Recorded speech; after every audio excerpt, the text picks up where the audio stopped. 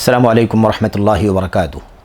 الحمدللہ رب العالمین والصلاة والسلام علی اشرف الانبیاء والمرسلین نبینا محمد وعلی آلہ واصحابہ اجمعین وبعد۔ برادران اسلام، دینی اور ملی بھائیوں، احباب اور بزرگوں، آج کے اس حلقے میں روزے کو توڑنے والے جو کام ہیں جسے ہم نواقض صوم کے نام سے جانتے ہیں، مزید کچھ باتیں آپ کے سامنے عرض کی جا رہی ہیں۔ روزے کو توڑنے والے کاموں میں سے ایک کام یہ بھی ہے کہ انسان کچھ کھائے نہیں، پیے نہیں، یا اور جو چیزیں جس کا تذکرہ اس سے پہلے آپ کے سامنے کیا گیا ہے اس میں سے کوئی کام بھی نہ کرے، لیکن افطار کی نیت کر لے، یعنی دل میں یہ نیت کر لے کہ میں نے روزہ توڑ دیا ہے، میں نے روزہ چھوڑ دیا ہے۔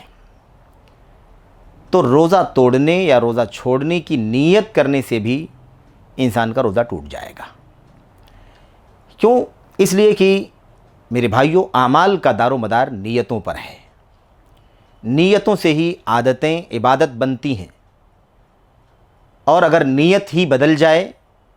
تو ظاہر ہے کہ اس عمل کا حکم بدل جائے گا۔ اللہ کے نبی صلی اللہ علیہ وسلم کی جو مشہور حدیث ہے، جسے ہم اور آپ پیشتر شریعت کے ابواب میں بیان بھی کرتے ہیں، سنتے بھی ہیں، سمجھتے بھی ہیں، جس میں اللہ کے نبی علیہ الصلوۃ والسلام نے فرمایا انما الاعمال بالنیات وانما لکل امرئ ما نویٰ، یقیناً اعمال کا دار و مدار نیتوں پر ہے، اور ہر انسان کو وہی ملنا ہے جس کی اس نے نیت کی ہے۔ اعمال کا دار و مدار نیتوں پر ہے، یعنی اعمال کے ہو جانے نہ ہونے کا دار و مدار نیتوں پر ہے، اعمال کے قبول ہونے یا رد ہونے کا دار و مدار نیتوں پر ہے۔ یہ سارے مفاہیم امت کے علماء نے اس حدیث کی شرح میں بیان فرمائے۔ میرے بھائیوں، تو نیت کا بنیادی طور پر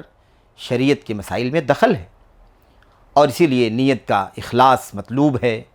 نیت مطلوب ہے۔ اللہ کے نبی صلی اللہ علیہ وسلم نے عبادت کو عادت سے یا عادت کو عبادت سے الگ کرنے کے لیے نیت کا حکم دیا ہے، بلکہ استحضار نیت۔ ایک تو انسان جب روزہ رکھتا ہے، ماہ رمضان شروع ہونے والا ہوتا ہے، اس سے پہلے اس کی ایک عمومی اور سرسری نیت ہوتی ہے کہ ماہ صیام شروع ہو رہا ہے، رمضان کا آغاز ہو رہا ہے، اور میں ماہ رمضان کے روزے رکھوں گا۔ ایک عمومی نیت ہے۔ اس عمومی نیت کے علاوہ ایک استحضار نیت کا بھی شریعت میں بنیادی طور پر ذکر کیا گیا ہے۔ اللہ کے نبی صلی اللہ علیہ وسلم نے اس کا تذکرہ اپنی حدیث میں فرمایا ہے۔ آپ نے فرمایا من لم یجمع الصیام قبل الفطر قبل الفجر فلا صیام لہ، یا بعض روایتوں میں اللہ کے نبی علیہ الصلوۃ والسلام نے فرمایا من لم یبیت الصیام قبل الفجر فلا صیام لہ، جو شخص صبح صادق سے پہلے نیت نہ کر لے، روزے کی نیت نہ کر لے، روزے کی نیت کا استحضار نہ کر لے، نیت تو اس کی ہے ہی ہے، شروع مہینے سے اس کی نیت ہے کہ وہ روزہ رکھ رہا ہے، رکھے گا، لیکن ظاہر ہے کہ اب چونکہ روزے کے 30 حصے ہیں، 29 حصے ہیں، یہ پورا مہینہ ایک ایک دن گزرتا ہے، اور پورے مہینے کے گزرنے کے بعد ماہ رمضان گزر جاتا ہے، اور یہ صیام کا مہینہ ہے جو گزر جاتا ہے۔ ظاہر ہے کہ اس کا ایک ایک روزہ مستقل طور پر شروع ہوتا ہے اور مستقل طور پر غروب آفتاب کے ساتھ ختم ہوتا ہے۔ اس لیے ہر روزے سے پہلے، صبح صادق سے پہلے میرے بھائیوں استحضار ہونا چاہیے، یعنی چیز ہونی چاہیے کہ ہاں میں اب اٹھ رہا ہوں، اور اٹھ کر کے میں جو سحری کھانے جا رہا ہوں یہ روزے کا آغاز ہوگا، اور صبح صادق سے لے کر کے غروب آفتاب تک میں روزے کی حالت میں رہوں گا۔ تو آپ دیکھیے کہ عمومی طور پر بھی نیت کا تذکرہ ہے، اور ایسے ہی خصوصی طور پر بھی استحضاری نیت کا ذکر موجود ہے، اور یہ چیز ضروری ہے۔ ورنہ جیسے انسان کھانے پینے سے احتراز کرے، عادت کی بنیاد پر، عادتی طور پر، عادت کے اعتبار سے انسان نہ کھائے نہ پیے، بھوکا پیاسا رہے، بیوی سے دور رہے، میرے بھائیو ظاہر ہے کہ اس کو روزہ نہیں کہا جائے گا،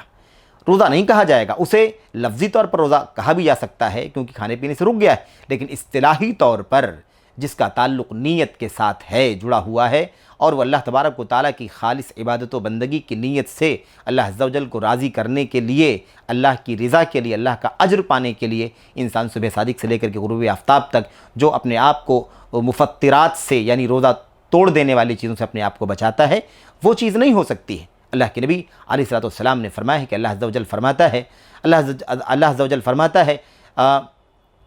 یدع طعامہ و شرابہ و شہوتہ من اجلی، انسان جب روزہ رکھتا ہے، ایک مسلمان جب روزہ رکھتا ہے تو اپنا کھانا، اپنا پینا اور اپنی شہوت کو من اجلی، میرے لیے، میرے واسطے چھوڑ دیتا ہے۔ یہ کیا ہے؟ یہ دراصل وہی نیت ہے۔ اب جب انسان نے روزہ رکھ لیا اور اب اس کے بعد اس نے روزہ رکھا تو نیت کر کے روزہ رکھا، اور جب تک یہ نیت اس کی باقی رہے گی اس کا روزہ باقی رہے گا، لیکن جب وہ نیت کر لے گا کہ میں روزہ توڑ دیتا ہوں تو نیت کرتے ہی اس کا روزہ ٹوٹ جائے گا۔ اس لیے یہ چیز خاص طور پر ذہن میں رہنی چاہیے کہ انسان ہنسی مذاق میں بھی اس طرح کی بات نہ کرے، اس طرح کا معاملہ کبھی بھی نہ آنے دے، تو دل میں بھی، نیت میں بھی یہ چیز نہیں ہونی چاہیے کہ میں روزہ توڑنے والا ہوں۔ میرے بھائیو، خیر اس سلسلے میں اللہ کے نبی علیہ السلام کی حدیث ہمارے سامنے ہے اور کافی ہے یہ، اس کے الفاظ اور بھی ہیں حدیثوں کے اندر، اور نبی کریم صلی اللہ علیہ وسلم کی اور بھی اس طرح کی حدیثیں ہیں جس سے یہ اس مضمون کی تاکید ہوتی ہے کہ نیتوں کی بنیاد پر ہی عبادت کے کام، عادت کے کام عبادت بنتے ہیں، اور جب نیت ہی ہٹ جائے گی تو ظاہر ہے کہ وہ کام عبادت سے نکل جائے گا، اور اگر یہ کام غروب آفتاب سے پہلے ہوتا ہے تو ظاہر ہے کہ اس کا روزہ ٹوٹ جائے گا۔ تو یہ بھی روزے کے توڑنے والوں میں سے امور میں سے ایک امر ہے، اور روزے کے نواقض میں سے ایک ناقض ہے، اس سے بھی بچنا ضروری ہے۔ میرے بھائی، اسی طریقے سے روزے کے توڑنے والی چیزوں میں سے اور بھی جو چیزیں ہیں اس میں سے ایک چیز یہ ہے کہ اللہ تبارک و تعالی ہم سب کو پناہ عطا فرمائے، انسان اسلام کو چھوڑ کر کے مرتد ہو جائے، اسلام سے مرتد ہو جائے، اسلام کو چھوڑ کر کے انسان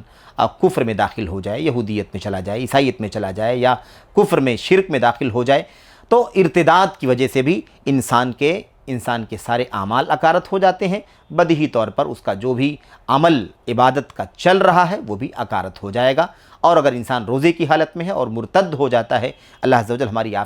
ہمیں عافیت عطا فرمائے، تو انسان کا روزہ بھی کیا ہو جائے گا؟ وہ ضائع ہو جائے گا، کیونکہ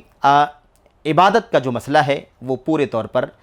شرائط سے جڑا ہوا ہے۔ شرائط میں سب سے پہلی شرط ایمان کی شرط ہے، اور جب ایمان کی شرط ہی مفقود ہو گئی تو کہاں کی عبادت؟ جب اسلام ہی نہیں رہا، دین ہی نہیں رہا، تو دین کے، ایمان کے ارکان اور اس کے اعمال اور عبادات اور شریعت کے احکام کہاں سے باقی بچیں گے؟ تو بہرحال ایمان کے نہ ہونے کی بنیاد پر سارے اعمال اکارت ہو جاتے ہیں، اگر کوئی آدمی کرے گا تب بھی اکارت ہو جائے گا۔ اسی طریقے سے اگر کوئی شخص اعمال ایمان کی حالت میں کر رہا ہو اور اگر وہ اسلام سے مرتد ہو جائے تو اس ارتداد کی وجہ سے بھی اس کے وہ اعمال اکارت ہو جائیں گے، ضائع ہو جائیں گے، کیونکہ قبولیت عمل کے لیے ایمان پہلی شرط ہے۔ اللہ تبارک و تعالیٰ فرماتا ہے وَمَا مَنَعَهُمْ أَن تُقْبَلَ مِنْهُمْ نَفَقَاتُهُمْ إِلَّا أَنَّهُمْ كَفَرُوا بِاللَّهِ وَبِرَسُولِهِ۔ اللہ تبارک و تعالیٰ سورۃ توبہ میں فرماتا ہے کہ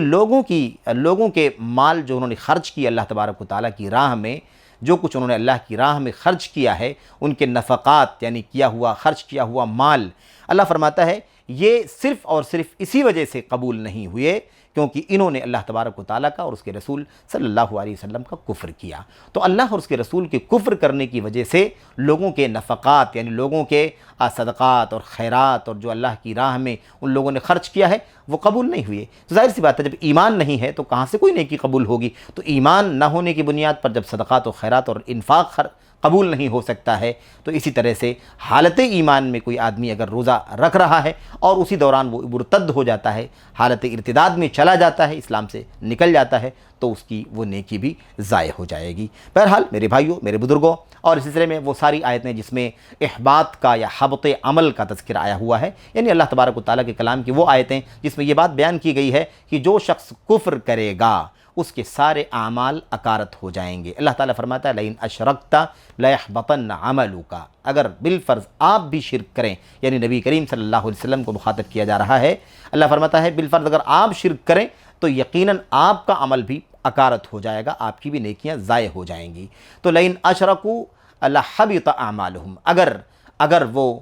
شرک کریں گے، بہت سارے انبیاء کا ذکر کرنے کے بعد اللہ عز و جل نے فرمایا کہ اگر بالفرض یہ انبیاء شرک کر بیٹھیں تو ان کے اعمال بھی اکارت ہو جائیں گے۔ تو خلاصہ اس کا یہ ہے میرے بھائیوں کہ اگر کوئی شخص مرتد ہو جاتا ہے تو ارتداد کی وجہ سے اس کا روزہ ضائع ہو جائے گا۔ اس سلسلے میں